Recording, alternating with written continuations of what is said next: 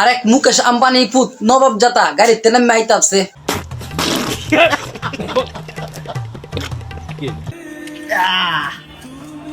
আব্বু দেয়া তো কিছু চেঞ্জ লাগে নাকি?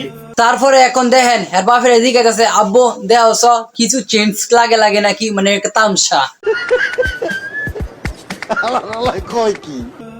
কি ব্যাপার, তুমি চুল কাটতে লাইছ? আমার তো বিশ্বাস হয় না আব্বু। তারপরে দেখেন বাপে কি তাকো কি তুমি চুল কাটতে লাইছ, মানে এটা পুতেরে কি উৎসাহ দিল তাই না?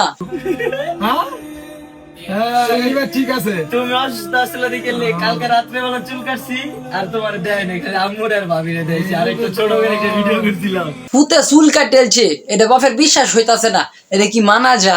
একটা সুন্দর প্রশ্ন আপনার, আসলে খুব টেকনিক্যাল প্রশ্ন। তাই আচ্ছা, তো তুমি চুল কাটছো যখন বাবা তোমার একটা গিফট দিব। বাপে অসুস্থ ছিল, এটার লাগে ভিডিও দেখাইতাছে না, মানে চুল কাটতে দেখা যাচ্ছে না, ছোট করে একটা ভিডিও রাখছে আর মানে এর ভাবিতে আর মারকে দেখাইছে, মানে 4-5টা দিব এর বাপের। চিন্তা করতো এটা কি মানা যায়? কি গিফট? খুশি হইবা? খুশি হইতাম না, তুমি দিবা। এখন ফুতে চুল কাটতেছে, বাপের একটা দেওয়ার একটা মানে একটা ও আছে না, প্রাপ্য আছে না, বা ফুতের একটা গিফট দিব বাপে। কি গিফট দিব এটা আমরা দেখি। সবার করো। গাড়ি লইলাম না, কতদিন থেকে 1 মাস আগে গাড়িটা বার করছিলাম। তেলে দিকাইতাছে যে গাড়ি লই আইছো, মানে ফুতে কি বলতাছে যে 1 মাস পরে গাড়িটা বাইর করছি, গাড়ি নিয়ে আমু না, মানে কি একটা অবস্থা। গাড়ি লয়েছে, তাহলে এই গাড়িতে তেল ভরবো ফুল ট্যাঙ্কি আব্বু। হ্যাঁ ঠিক আছে, কত তুমি?